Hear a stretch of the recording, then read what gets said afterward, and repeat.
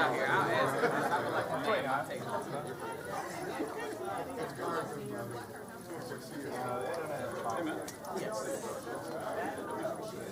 Not so far, but she's been accepted a bunch of places. So she said, well, Dad, don't worry. We know I'm going to college. I was 5 years ago. She's got some good ones.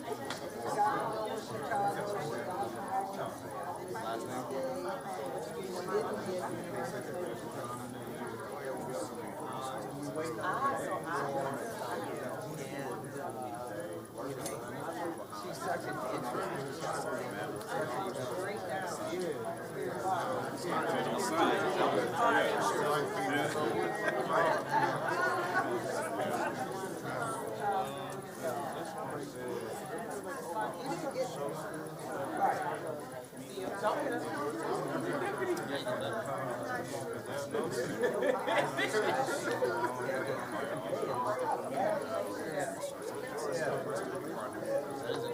that's part of what he's looking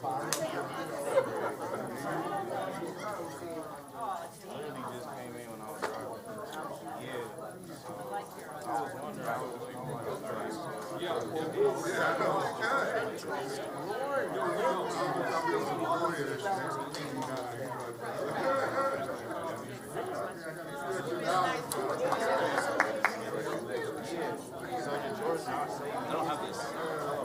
Also, that's good. I ain't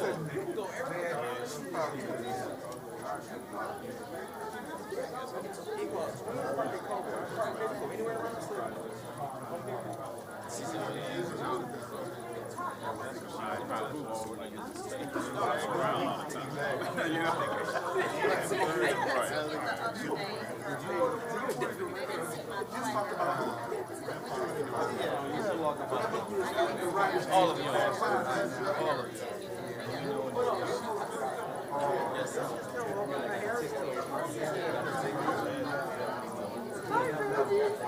Did you have fun? I get turned. Yeah, I meant to call you back. It was late. As soon as we got off the phone, Bezos pulled up, but I didn't wait for him. Okay, did you take pictures of his mom and dad? I did. I got it. Before I knew Who it was? Okay, all right.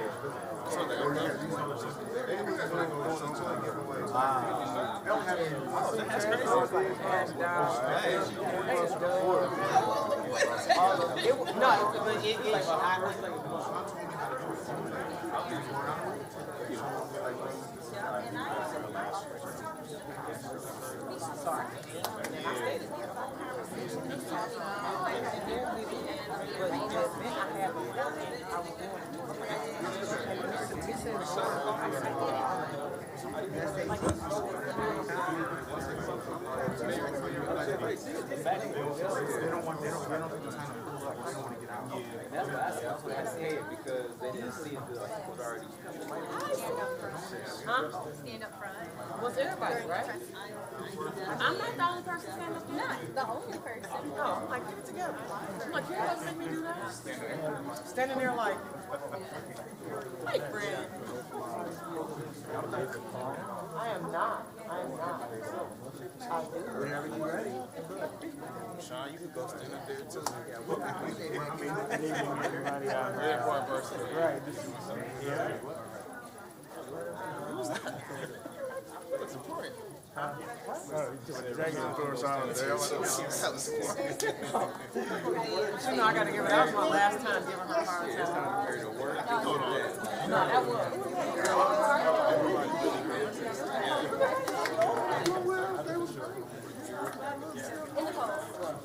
What's his birthday on Sunday?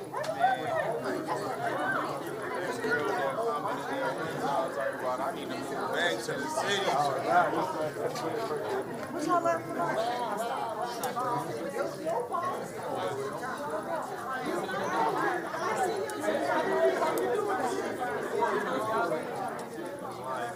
for?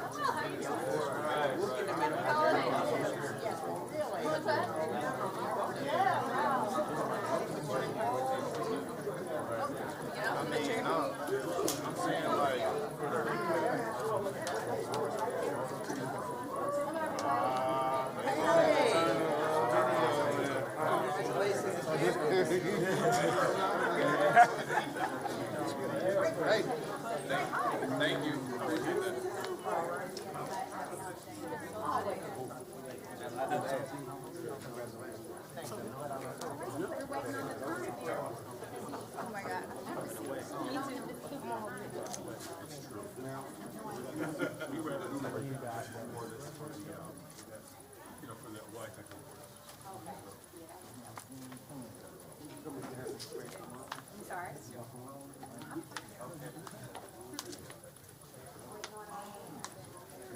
Alexis, you want us to go up? You guys can go up now, or you can hold off for a little bit longer. Either way. No, they're regular. Well, I mean, we need to.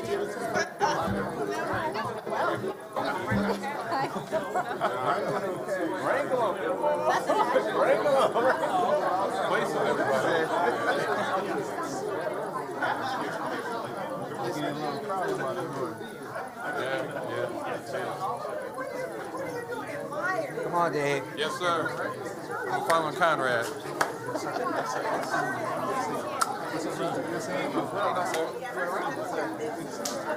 Hey, how you doing?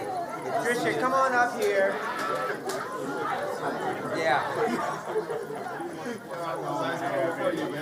Come on, Don. Robert, Dr. Dunn, come on up here. Bring Rob with you. Come on, everybody's with me. Don't be bad. It's too late. You know our Too late. Hey, happy holidays.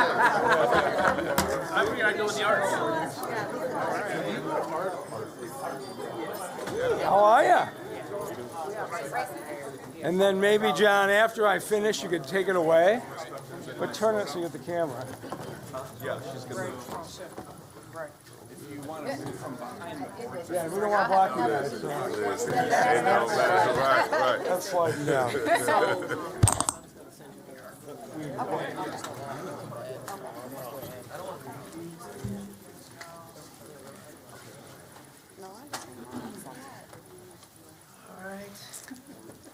All right, how's everybody doing? This will be my last scheduled press conference as Mayor of Detroit. And so from now on, Mayor Sheffield will be handling that. But I can't imagine a better gift on December 23rd than the fact that we just received the official audit for 2025. And I'm pleased to say I'm leaving behind a $105 million surplus for the next administration. I want to start by thanking the departments. We've had a string of surpluses. I'll talk about that in a minute. They have been driven largely by huge growth in income tax revenues as business has come back to Detroit.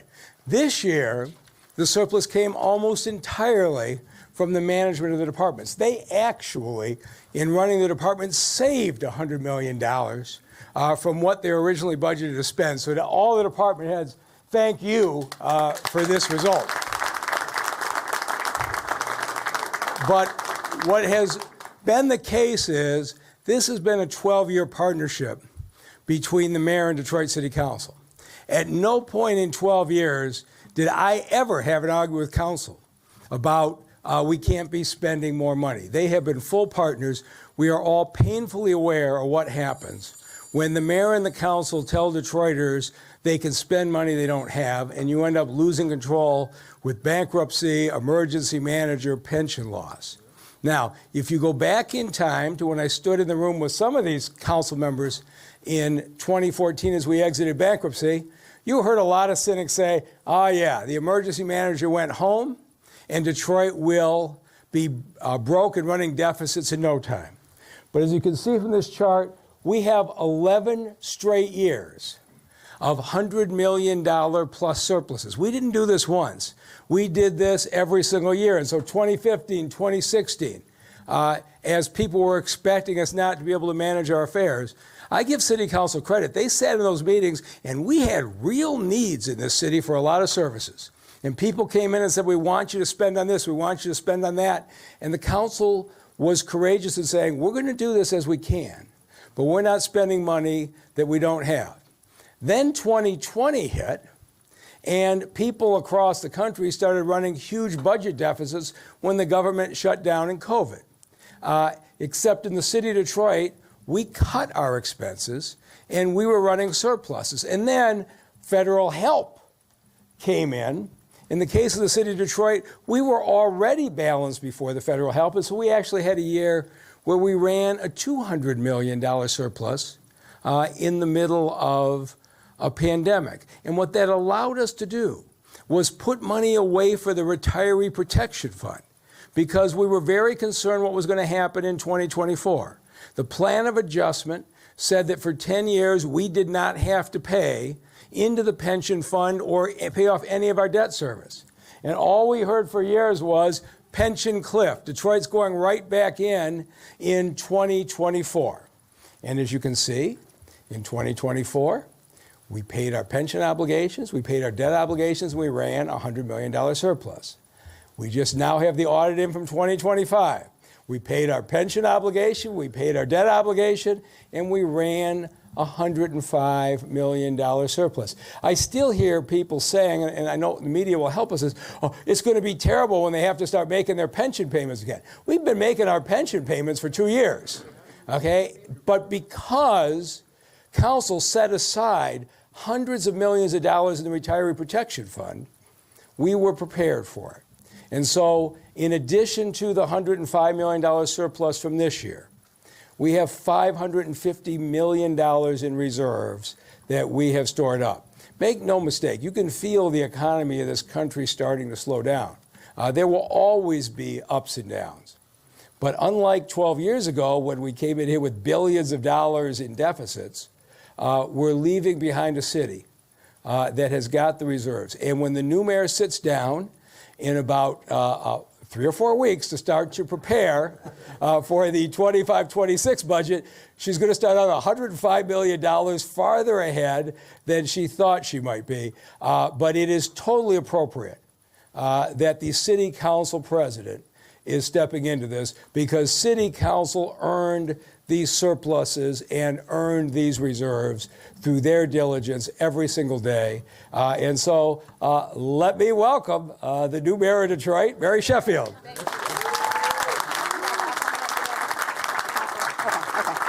All right. Good morning, everyone. I am extremely honored to be here and grateful for the progress that we have made here in the great city of Detroit. Today's announcement reflects years of disciplined leadership and responsible leadership as well. 11 consecutive balanced budgets and surpluses and more than $500 million in reserves shows that Detroit is financially resilient and well positioned to continue to rise higher. As I prepare to assume office in just 9 days, I am deeply grateful to be inheriting a city that is financially sound and on solid financial footing. As we begin this next chapter, my administration will work closely, very closely, with our city council to take a thoughtful and transparent approach to how to utilize the surplus funding. My focus will always be clear: protecting Detroit's financial stability, continuing to build our reserves, and making strategic investments that strengthen our neighborhoods, improve essential services, and support long-term growth. I want to acknowledge the leadership of our current mayor, Mike Duggan. If we can give him another round of applause, since this is his last press conference. Our Chief Financial Officer, Tanya Stoudemire, who has been just dynamic throughout this process. And by the way, has been very helpful throughout the transition as well to make sure that we're coming in addressing a lot of the priorities that were addressed throughout the campaign. All of our department heads that are here today and all of the staff as well who did such a diligent job of ensuring that they stayed within their budgetary restraints to make sure that we have balanced budgets as well. And of course, to my colleagues, the Detroit City Council, we have Member Benson, President Pro Tem Tate here, and Member Durhall. I oftentimes say council does not get the credit that it deserves. And coming in as the mayor, I will always have a deep admiration for the work that the council does. So let's give them a round of applause. Yes. For the work that they do. Achieving 11 consecutive balanced budgets and surpluses required discipline, it required collaboration, tough decisions, and a shared commitment to serving Detroit and ensuring long-term financial stability for our city. And as the mayor-elect and next mayor, I can assure you that it is my goal to ensure that we have 4 more years of balanced budgets and surpluses as well. So thank you to all that are here and looking forward to the work ahead. And we now have the opportunity of hearing from Councilmember Durhal. Thank you, Madam Mayor. First, it is an honor to be here. This is my last press conference as council member, but also chair of the Budget, Finance, and Audit Standing Committee. It has been just an amazing privilege to work with so many amazing professional individuals who love this city with their heart. I want to say thank you to Mayor Duggan as well for your leadership. Long gone are the furlough days when folks did not know if they were going to get paid or if we would be able to fund city departments. And I equally am happy today because I get to say my favorite phrase my grandmother said, "There's no romance without finance." And today's a testament because that love that each individual up here has had for this city, making sacrifices, our residents making sacrifices, has now turned into 12 consecutive balanced budgets. You look at 11 years of growth. And so as this city continues to grow under the next leadership, which working with her has been an absolute pleasure, her vision will carry us higher. And Rise Detroit higher, as well as my amazing colleagues who have been here on the council, making sure that this city has been functioning and that residents get the resources that they need. And with that, it is my pleasure to introduce our Dean of Detroit City Council, who I'm sure, who's been here through the tough times and now the good times, will help continue Detroit's growth. Council President Pro Tem James Tate. Good afternoon, and yes, I am the longest serving member of the Detroit City Council, and yes, I have seen a lot. When I was first elected to the Detroit City Council in 2009, Detroit was already twirling down the drain towards emergency management and bankruptcy due to some financial assumptions and actions that previous city leadership made that did not pan out as expected. When bankruptcy occurred, it was a bit of a reset, but it didn't guarantee that we wouldn't either stay flat or even worse, get back and revert back to our bad habits. For us to be at the point where we are today, closing the fiscal year at $105 million in an audited surplus, closing the fiscal year again, holding more than $550 million in reserves in our 11th straight year of finishing in the black. To get to this point, it took vision and creativity by the Duggan administration. Again, thank you, Mayor Duggan, for that creativity and vision. And it took cooperation and thoughtful scrutiny by the Detroit City Council. In an economy that continues to shift, this level of stability matters and is especially significant given broader landscapes that we are navigating. Our consistent surpluses and strong reserves absolutely bolsters our ability to protect services, avoid crisis-driven cuts, and plan with intentionality rather than in reaction. As we look forward to the upcoming term, I look forward to working alongside my council colleagues, the mayor-elect, to make thoughtful decisions about how we invest these resources. Our focus must remain on the neighborhoods and strengthening our city services and advancing equity so every Detroiter feels the benefits of this progress. Detroit's financial story is not just about recovery. It's about resilience, it's about credibility, it's about the confidence in our future, and I am proud of the work that has brought us here today and committed to building on it in the years ahead. Thank you very much. And with that being said, I'd like to also bring forward another one of those partners who helped make this happen, and that is Member Scott Benson. Come on. Thank you and good afternoon, and I'll keep this very brief. Once again, it's an honor and a privilege to be here, but it is also an honor to have been here for 11 years, 11 months, and now 23 days as a city councilman for the city of Detroit. And in that time period, we have seen over a 50% increase in our general fund. And so when you talk about incremental steps and fiscal discipline, it is a direct result of everybody who is here today to help celebrate where we are as a city and what we've accomplished. And as has been said, this is about the executive branch. It's also about the legislative branch and fiscal discipline. And so I just look forward to working with the new administration, Mayor-elect Sheffield, as well as my colleagues, to continue to have incremental steps and show the fiscal discipline that the city of Detroit has enjoyed and has now come to expect. And with that, Mayor Duggan. All right. So now I get to bring up our leader, our great Chief Financial Officer, Tanya Stoudemire.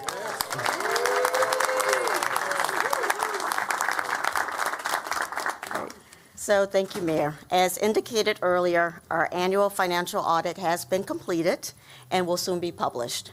And I am here to certify that, yes, we will have 11 consecutive surpluses, and we will exceed $100 million unassigned fund balance. I also want to thank the entire OCFO staff, but especially Chief Deputies John Naglick and Regina Greer. And I want to reiterate what you've already heard here, which is over the past 12 years, it has really been a team effort with the mayor, former CFOs, and staff working together with city council and department directors in order to make tough decisions that resulted not only in balanced budgets, but also in surpluses, while providing city services and maintaining our critical reserve funds. As the mayor indicated earlier, council agreed to us depositing $455 million into the Retiree Protection Fund. So those were dollars that could have gone elsewhere, but we all knew that the priority needed to be our retirees. The fiscal year 24 budget surplus comes as a result of strategic spending by virtually every department head that you see here. So I really appreciate you all doing that, because this was one year when our revenues met the budget. So there was not really a surplus that we could count on with our revenues as we have in the past. So really this $100 million is the result of our departments being strategic with how they managed their departments, how they spent their funds, and I really appreciate all your hard work. Our goal is to continue down this path of strong financial management while making wise spending and data-driven investment decisions, which ultimately benefit residents and visitors. Thank you, Mayor, for your leadership and support for the past 12 years. It's been a pleasure working with you. I've learned so much, and I'm hoping to take those skills, further along in my career. So thank you. All right. And with that, we'll take any questions. Well, I'm here. All right, Charlie, you got right up at the front like it was a concert there. No, I was using it to write on, but I'll ask the first question, Mayor. In 12 years, or in the future perhaps, maybe this is for others, but has there ever been a thought about eliminating or reducing the city income tax? And if that would happen, would that encourage more people to move in the city or work in the city? Again, so at least the priorities of the last 3 years of mayor and council have been to cut the property taxes. Right, we cut the property taxes 1 mil a year ago, another mil a year ago, 3 mils this year, a $5 million property tax cut. And I think for most people, the property tax is what is most out of whack. But whether the next mayor wants to take on the income tax, I will turn it over to her. I mean, I think the mayor was right. We've talked about throughout the campaign, and what I've heard on the ground was most important is reducing property taxes in Detroit. But what is equally important is finding new and innovative ways to generate revenue for Detroit, and that is something that our administration will be focused on as well. Thank you. Mm-hmm. Anybody else? Hey, Mayor. Nick Manscreen, Detroit Business. Just wondering if you could, speak a little bit to, kind of what went into the, fiscal management to continue these, surpluses. Specifically, it kind of sounds like maybe, I don't know if cuts is the right word, but, specifically how you did it. You know what?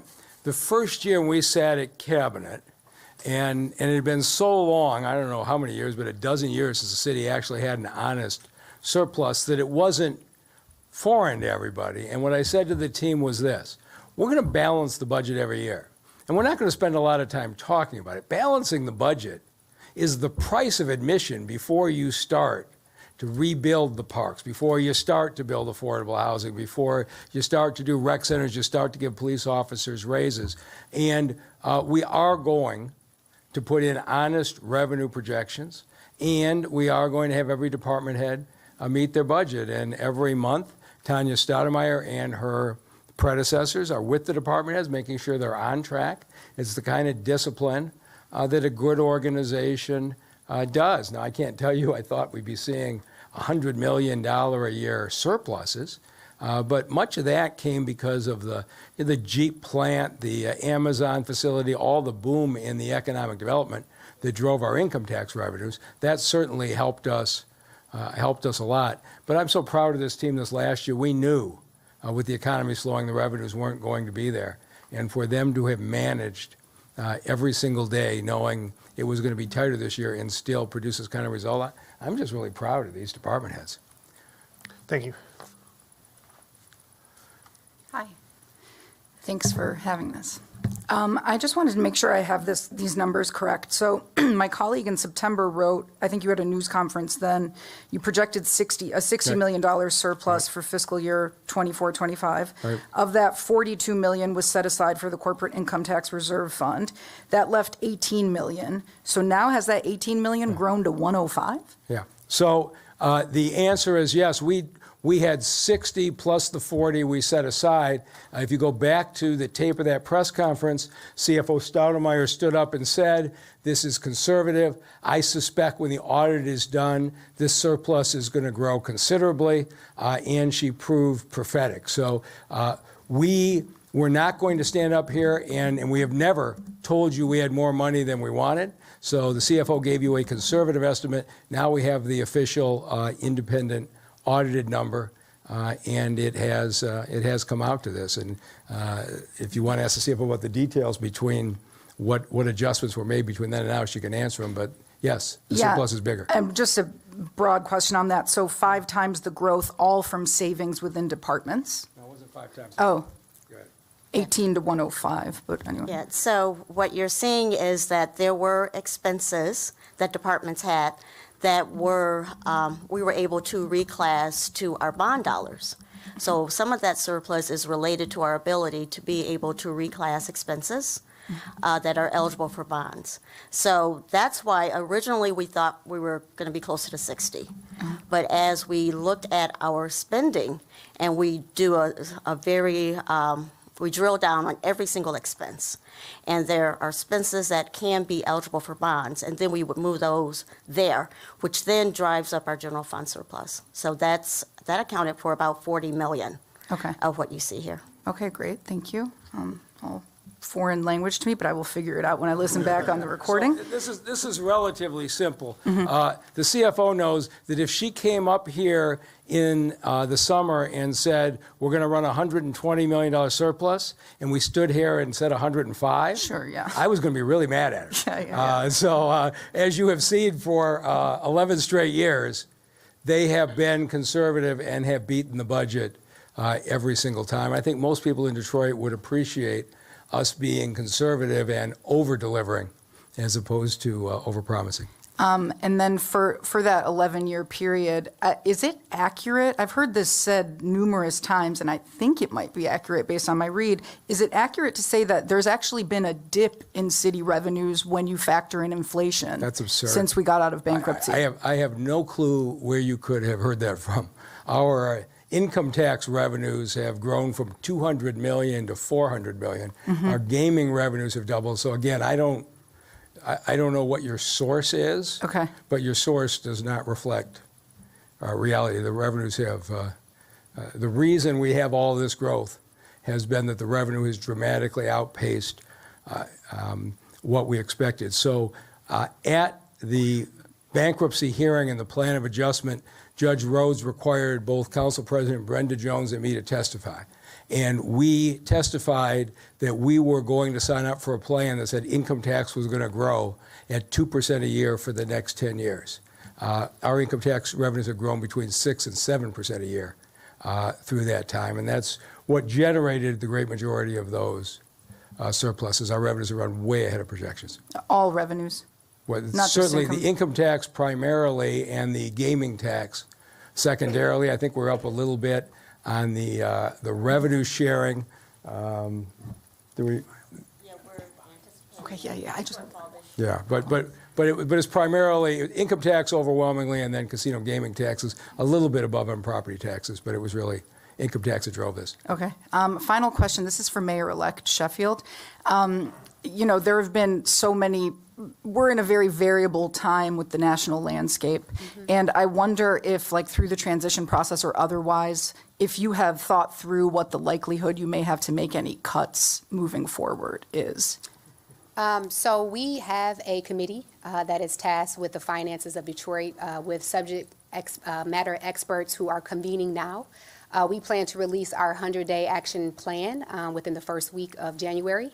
Of course, we want to remain the course that we've been on, which is trying not to do cuts or have any direct impacts to our employees within the city of Detroit. And so we will be very strategic and thoughtful in how we move forward.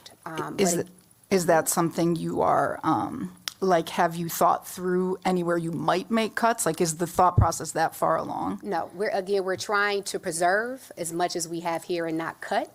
But be more so innovative in our approach and how we, again, can generate revenue to Detroit and provide relief for Detroit residents, not harm. So, thank you. Thank you. She took my last question, so I just want to say Will Jones from Channel 4, and that was my last question about the financial challenges ahead. And if you can add anything to that, or if you just think your statement as is. I mean, the reality is we know that we live in politically challenging times. I think today press conference shows that financially, though, we are stable. We have $500 million plus in reserves. We have a $100 million surplus. I am very frugal myself. I've served in the council for 12 years, so financial management is of the utmost importance to me. And with this council and with the department leadership, I am very confident that we will move forward in a positive direction, that will continue the city services that we've been receiving. And only thing that I'm focused on is how we enhance and now ensure that Detroit's resurgence now goes deeper into our neighborhood and touches more people. So I am not thinking about cuts. We are going to form relationships and more partnerships to address the numerous needs that the city has in Detroit. I do want to mention, actually, though, Member Durhal will be coming on board with the administration. Breaking news. And his task is going to be helping with those relationships in Lansing. A lot of the things that we're going to have to do will touch Lansing, and he has a wealth of experience and knowledge around building those relationships and those partnerships to bring resources and funding back to Detroit. So congratulations, Member Durhal, and looking forward to him joining in that in our administration as well. Would he be able to come up and share some of his goals for this new role? Since you're now responsible for no future cuts. Yes. Wow, it's a lot. But no, it's just an honor to have the ability to continue to serve our residents, particularly under someone who is great as our next mayor. We laugh because we remember during the campaign trail, a lot of our opponents, and we'd be at these same debates, would say that we're not fiscally strong here in the city and that we're not stable. And we would turn and look at each other and laugh because we understand the reality and the numbers and how hard this administration and the council has worked. But I think in the next step for her vision that she has for the city of Detroit, a lot of those roads lead through Lansing. Will be ensuring that we're getting the necessary funding to keep our city going and keep it strong for administrations to come. Thank you. Thank you. Hi, Elaine Rojas Castillo, CBS Detroit. Mayor Duggan, I gotta ask you, we've heard a lot about throughout the last couple of weeks and months about passing the baton, but giving Mayor-elect Sheffield the tools that she needs to succeed. As she approaches this next phase of her career, you took on a city that was struggling and are leaving it in a good place. What would you say to not only her, but her incoming administration? What should they keep in mind as they approach this new horizon? I got to tell you, I'm watching the way Mayor-elect Sheffield's putting together a team, and she doesn't need any advice from me. I think she's doing just fine. Is there anything that you would tell the residents of Detroit as they get ready to welcome a new leader? What would you ask them to give her as she takes on this new role? Again, I thought I did really well in my last election when I got 75% of the vote. And then in Mayor-elect Sheffield's first time out, she got 77% of the vote. So I don't think Detroiters need any reassurance from me. I think people of this city like the direction this city has gone. They like the partnership between the mayor and the council. They want it to continue to go a lot further, include more people, reach more neighborhoods, and have new ideas. And I feel like in the 12 years that I was here, we reversed what had been a long-term decline. But the job isn't done. And I don't know how many years Mayor Sheffield will serve, but I suspect the job won't be done at the end of her term, and it may not be done at the end of the term of the mayor following. But what you try to do is build in the right direction, and then you hope you're lucky enough to have somebody you respect succeed you. And in this case, I'm just extremely lucky. Thank you.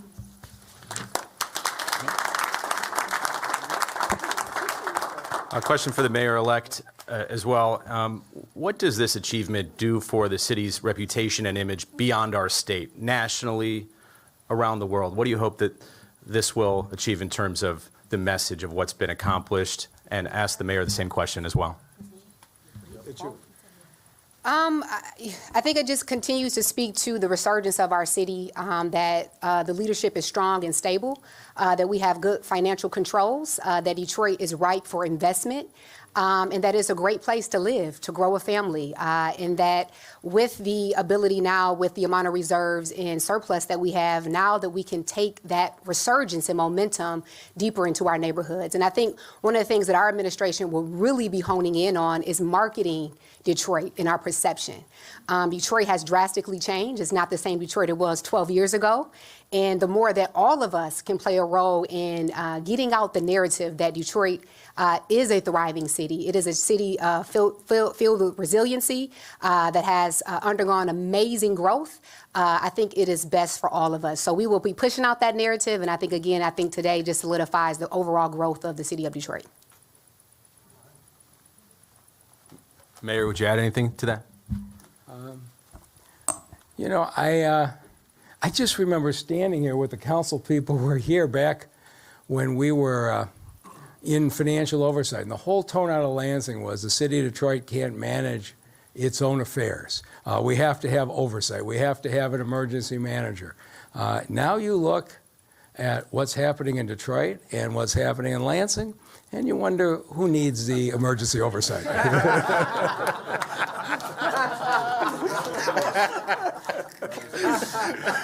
And with that, I think this will conclude my last press conference.